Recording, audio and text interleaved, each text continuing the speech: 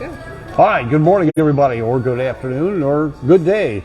This is Hot Rod Bob. You've got GAAS-Great American Auto Scene coming to you live from Pomona Fairgrounds. We're in the NHRA Motorsports Museum, and we are at the Grand National Roadster Show. With me right now is Tony Thacker. Tony, how you doing? I'm great. Good. It's dinner time in England, so it's dinner time, yeah. So we can have a beer. That works. You just came out with a book. Yes. It's really interesting. I've got my copy. Thank you. And I started looking through it, and there's a lot of information I never even thought about. How did you decide to talk about speed parts? I didn't decide to talk about speed parts at all. I was going to do a book about top chopping. Okay. And a good friend of mine, Scotty Goosen, was doing the book about vintage speed equipment and got Alzheimer's. Oh. And very sadly. And so Bob Wilson at Car Tech called me and said, you know, would you take over, finish it for him? I said, sure, that would be fine. He's got 750 pictures. Yeah. It'll be easy. Sure. And how many years? No, actually, well, unfortunately, 749 pictures were out of focus because he was already sick when he started it. Yeah. And he'd done a lot of it at a museum, photographed the engine, but not photographed the plaque next to the engine. So I have pictures of stuff, I don't know what it is at all. Yeah. So, but it was a year. I did it in a year, and it was intense. It was hard work. And but I loved it because I found out so much stuff about the industry that I wasn't aware of. You know, I worked at SEMA for a long time, and so got to know, you know, most of the old guys like Hiskey or people like that. But there were masses and masses of things that I was completely unaware of. Yeah, that's one of the things that I enjoyed when I was reading it. I haven't read the whole thing. I just started skimming through, but sure.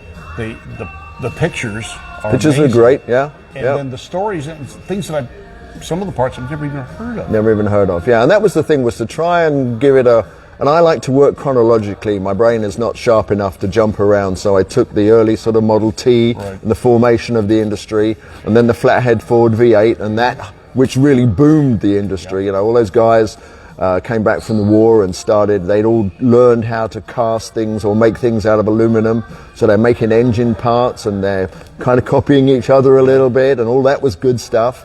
And luckily, you know, I was in time to catch a lot of people who had been, you know, in the formative years of the industry. So that was great. Yeah. That was good. Good stuff. Great information. And like you said, information about things many of us don't even remember or know. Or know about, yeah. And we've lost that. It's gone. Yeah, it's gone. You know, the buildings are gone. I mean, I did a little section about Thunder Alley in Culver City, where there were like 15 shops there making things. You know, James Garner had a shop there, Lance Raventlow had a shop there, Dick Goldstrand had a shop there. There were tons of them. And luckily, David Steele's wife, she's a professional violin player, but during the day she hasn't got so much to do. You know, what are you going to do? So she got on the internet and found all of these addresses and then the names of people that were missing. Like Earl Evans had a shop, and it says Evans and Triboulet. So I called everybody. Who's Triboulet? Who is he? Well, he was the Tomato King. That's all we could find. And after a few weeks, Katie had found out that his name was Ted. Never seen it. Nobody. Greg Sharp had never heard of him. Wow. So just to find, and I suppose nobody cares but me, but I enjoyed finding that stuff. You know, it was great. You've opened up history that no one talks about, and no one really talked about even back then. Even back then.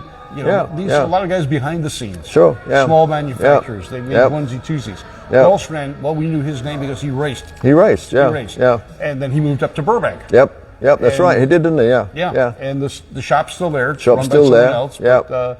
And he did some amazing things. But if you weren't into Corvettes, you didn't know. How would you know that? Yeah. And our past curator here worked for him. Well, did he? Yeah. Oh, wow. I didn't know that. Yeah. Huh. Interesting. I like Dick. He was a great guy. Yeah, very Larry cool. worked for him. He was a machinist. Oh, wow. Really? Huh. Didn't know that. I worked Interesting. for BMW at their corporate office down the street. Oh, wow. And I'd take lunch and I'd walk over there. I never went inside to introduce myself, but we stared at all the cars they were working on.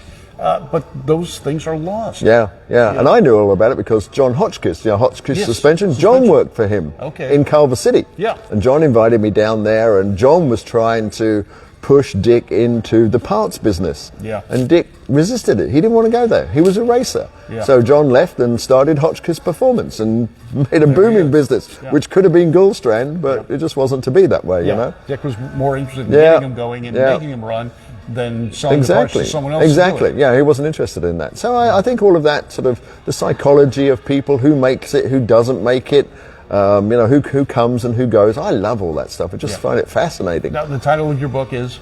Vintage Speed Parts, I think. Yeah, we're trying to remember. And where can they get it?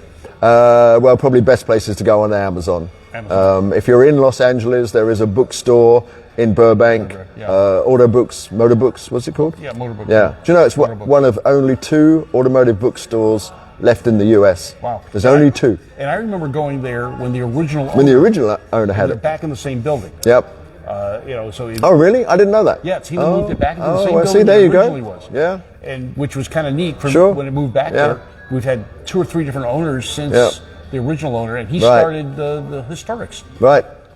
Yeah. So, and his name is, I forgot, but we're blank. Yeah, we're blank. We're old people. The names are gone. That's why we wrote them down in the book. Yeah, I got to read it. Oh, yeah, that's right. My name is, yes. That's why I have it on my shirt. We're actually going to do a book signing today at the show, at the American Hot Rod Foundation booth. So if you're at the show, then you can come and buy a book and get it signed. And there are other authors there signing their books. And Bill Pitts has got his book there. Bill's got his book there, and Drew Hardin's got his 75th anniversary of Hot Rod. It's a great book, really, really super. Good. Because Drew gets access to the Peterson archive. So there's stuff in there you've never seen. Right. Yeah, treasure trove of stuff. All right, Grand National Roadster Show here at Pomona Fairgrounds. Tony Thacker, I'm Hot Rod Bob Beck. You have a great day. Come on out if you haven't already. Today till 8 o'clock, tomorrow till 6 o'clock. Come on out. It's a great show. A lot of cool stuff. A lot of stuff. Overpacked with cars. They run out of parking spaces. Yep. Outside.